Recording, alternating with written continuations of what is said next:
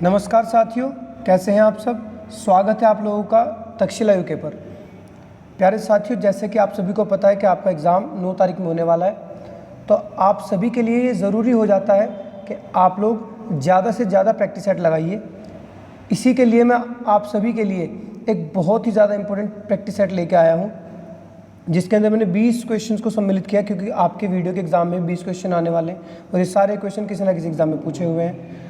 आगे भी मैं आप लोगों के लिए लगभग 7 तारीख या 6 तारीख तक मैं आप लोगों के लिए लगातार प्रैक्टिस सेटअप लेके आऊँगा, क्योंकि आप लोग जितना ज़्यादा प्रैक्टिस सेट लगाओगे आपके मार्क्स इंक्रीज़ होने के उतने ही चांसेस बढ़ जाते हैं। आपने पढ़ भले ही रखा हो, लेकिन अगर आप लोग उसकी प्रैक्टिस नहीं कर रहे तो आप लोग उसका खामियाजा भुगतना पड़ता है। तो आपके लिए ज़्यादा ज़रूरी है कि आप प्रैक्टिस सेट बहुत ज़्यादा लगाइए। तो इसके लिए मैं आप लोगों के लिए प्रैक्टिस सेट लगातार लेके आता रहूँगा। चलिए शुरू करते हैं आज का प्रैक्टिस सेट। क्वेश्चन नंबर 1 आपको दिया गया है, निम्न में संयुक्त संधि स्वर है। तो ऑप्शन है ए, बी, आ, सी, ऊ या डी, ए। तो इस सवाल का आपका राइट आंसर हो जाएगा ऑप्शन डी, ए। देखो, इसे वैसे आई बोलते हैं। ये आपका संयुक्त संधि स्वर इसलिए है क्योंकि ये आपका मिलता है ए और ई से मिलके बनता है, ठीक है ना। ए और ए से मिलके तो क्या बनता है आपका ए बनता है। तो इसलिए संयुक्त संधि स्वर बोला जाता है क्योंकि इसके अंदर 2 स्वरों का मेल होता है, ठीक है। बाकी सारे आपके मूल स्वर हैं। चलिए आगे बढ़ते हैं। क्वेश्चन नंबर 2 आपको बोला गया है कि बुद्धार में संधि कौन सी है।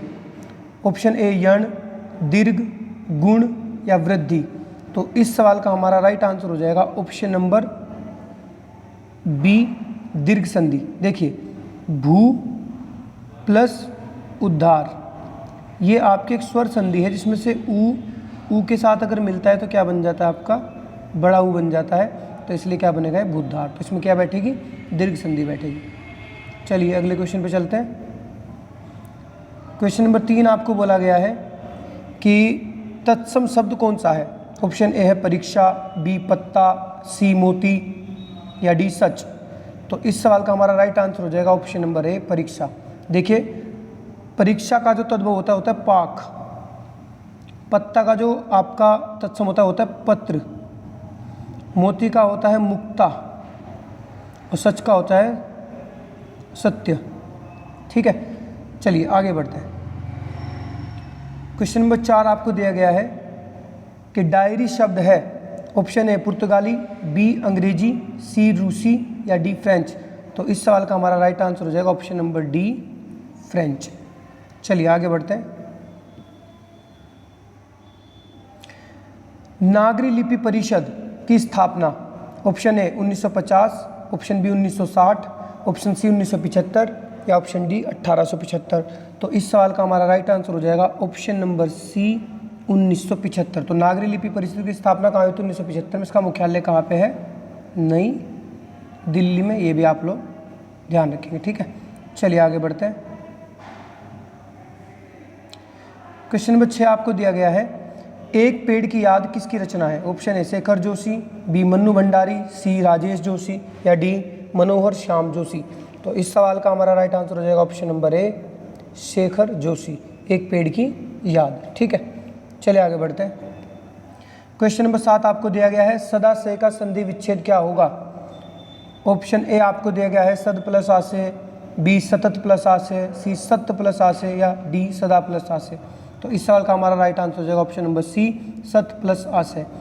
ये आपका व्यंजन संधि का उदाहरण है, जिसमें यदि पहले वर्ग का मेल आप किसी भी स्वर से कराते हो या तीसरे चौथे पांचवें वर्ण से कराते हो तो पहला वर्ग अपने ही किस में बदल जाता है, थर्ड वर्ग में बदल जाता है। तो देखो त है, त आपका पहला वर्ग होता है, आपने इसके साथ स्वर का मेल कराया। तो जब आप त का मेल स्वर से कराओगे तो आपका त का तीसरा क्या होता है, द, त थ द, ठीक है। तो तीसरे में बदल जाएगा सदाशय। चलिए आगे बढ़ते हैं। ग्रियर्सन ने बोली की दृष्टि से गढ़वाली को कितने भागों में बांटा है, ठीक है। पिछली बार अभी आपका एक कनिष्ठ का एग्जाम गया था, उसमें पूछा गया था कि निम्नलिखित में से कौन सी एक कुमाऊनी या गढ़वाली की बोली है, ऐसा करके एक प्रश्न था। उसका आंसर था खस परजिया। तो हो सकता है गढ़वाली या कुमाऊनी बोली से संबंधित ये क्वेश्चन पूछ लिया जाए कि गढ़वाली को कितने भागों में बांटा गया था। तो ध्यान रखिएगा, इस सवाल का आपका आंसर हो जाता है ऑप्शन नंबर डी, 8 भागों में से बांटा गया था, ठीक है। चलिए आगे बढ़ते हैं। निम्न में से क्रिया को पहचाने। ऑप्शन ए है उठ, बी पढ़, सी उठना, डी काम।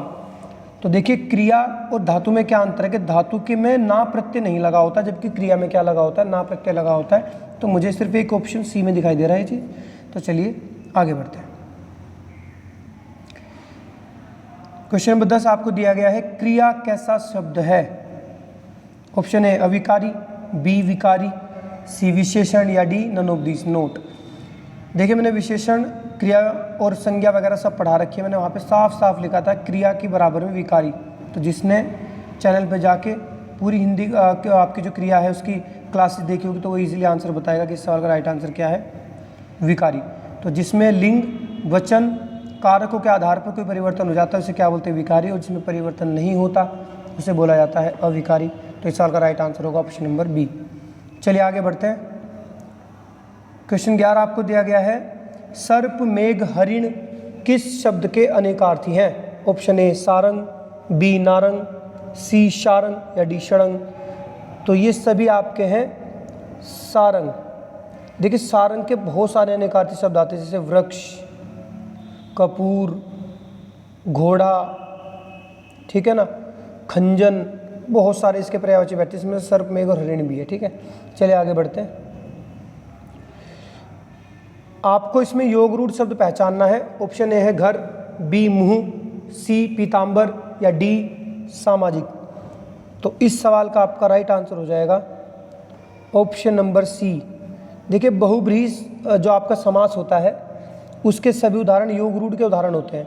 योग रूढ़ वो शब्द होते हैं जिसमें दो शब्द मिलेंगे और एक शब्द का निर्माण कर देंगे, उसे बोला जाता है योग रूढ़ शब्द। ठीक है, तो पीत मतलब क्या हो जाता है, पीला, प्लस अंबर मतलब होता है आसमान। तो अंबर होता है कपड़ा, ठीक, आसमान भी होता है लेकिन अंबर यहाँ पे कपड़े को शो कर रहा है। तो दो शब्द हो गए पीत प्लस अंबर, तो योग रूढ़ शब्द कहलाएगा। ठीक है, पीताम्बर। चलिए आगे बढ़ते हैं। कौन सा शब्द स्त्रीलिंग है, सहारा, सूचीपत्र, सियार या परिषद। तो देखो सहारा के ऊपर आप लोग एक वाक्य बनाइए, सहारा मिल गया, तो गई तो नहीं आया, इसका मतलब पुल्लिंग है। सूचीपत्र मिल गया, अगर सूची होती तो स्त्रीलिंग था लेकिन पत्र जुड़ गया जिसकी वजह से क्या बन गया, पुल्लिंग हो गया। सियार बोलते हैं गीदड़ को, श्रृंगार बोलते हैं, तो वो भी एक क्या है, पुल्लिंग है। परिषद, परिषद क्या होता है आपका, स्त्रीलिंग शब्द होता है। ठीक है, परिषद बनाई गई इस तरीके से, है ना। क्वेश्चन नंबर 14, राष्ट्र की भाववाचक संज्ञा क्या होगी। ऑप्शन ए है राष्ट्रीयता, बी राष्ट्रीय, सी राष्ट्र या डी राष्ट्रीय। तो इस सवाल का राइट आंसर होगा ऑप्शन नंबर ए राष्ट्रीयता। चलिए आगे बढ़ते हैं। कौन सा सर्वनाम का भेद नहीं है, गुणवाचक, पुरुषवाचक, प्रश्नवाचक या निजवाचक। तो जिसने भी वीडियोस देखी होगी वो साफ साफ देख सकता है, जिसने कहीं पे पढ़ा होगा। तो भाई गुणवाचक तो आपका विशेषण होता है, बाकी तीनों पुरुषवाचक, प्रश्नवाचक, निजवाचक के क्या है, सर्वनाम है। तो हमारा आंसर हो जाएगा ऑप्शन नंबर ए गुणवाचक। चलिए आगे चलते हैं। इनमें से कौन सा वर्ण स्पर्श व्यंजन नहीं है, च, क, अक्ष, ट। तो हम जानते हैं कि हमारा जो अक्ष होता है ये एक संयुक्त व्यंजन है। क्या है, एक संयुक्त व्यंजन। कितने होते हैं, 4, अक्षय, त्रय, एक होता आपका अज्ञ और एक श्र। चलिए आगे बढ़ते हैं। सरकारी पत्र हमेशा लिखे जाते हैं, मैंने पत्र लेखन पढ़ाया था, यहाँ पे साफ साफ मैंने बोला था कि सरकारी पत्र किस में लिखे जाते हैं, अन्य शैली में सरकारी पत्र लिखे जाते हैं। तो इस सवाल का राइट आंसर क्या होगा, सरकारी पत्र अन्य पुरुष। जबकि अर्ध सरकारी पत्र की बात करूँ तो मध्यम और उत्तम पुरुष में लिखे जाते हैं, वरना अधिकतर जो आपके सरकारी पत्र हैं सब किस में लिखे जाते हैं, अन्य शैली में ही लिखे जाते हैं। ठीक है, ध्यान रखना है आप लोगों के कि सरकारी पत्र में संबोधन और स्वनिर्देशन का प्रयोग नहीं होता। ऐसा कुछ कहीं कहीं पे लिखा हुआ है, लेकिन कहीं कहीं पे होता भी है, कहीं पे नहीं भी होता। लेकिन जब एग्जाम में बात आती है तो आपको लगाना है कि सरकारी पत्र में संबोधन या स्वनिर्देशन का प्रयोग होता है। चलिए आगे बढ़ते हैं। ब्रज भाषा का विकास हुआ है। ऑप्शन ए अपभ्रंश, बी शोरसेनी, सी खस और डी नन ऑफ दीज। अभी मैंने भाषा का विकास पढ़ाया, उसमें मैंने साफ तौर पे बोला था कि ब्रज भाषा शोरसेनी अपभ्रंश से निकलती है। शोरसेनी और खस दोनों ही अपभ्रंश की ही एक शाखा है। अपभ्रंश के कितने भेद हैं, अपभ्रंश के 6 भेद हैं, जिनमें क्या है, शोरसेनी, दूसरा क्या है खस, फिर तीसरा कौन है पहाड़ी, फिर है पूर्वी हिंदी, फिर है आपकी मागधी और अर्धमागधी। तो आपकी जो ब्रज भाषा निकली है वो निकली है शोरसेनी से। ठीक है, चलिए आगे बढ़ते हैं। क्वेश्चन नंबर 19, हिंदी में कितनी बोलियां हैं? ऑप्शन ए 10, बी 15, सी 16 या डी 17। साफ तौर पर मैंने बताया था कि कितना आंसर आएगा इसका, ऑप्शन नंबर डी यानी कि 17 बोलियां, जबकि उपभाषा कितनी है? उपभाषा की अगर मैं बात करता हूँ तो उपभाषा कितनी है? ये है आपकी 5। चलिए आगे बढ़ते हैं।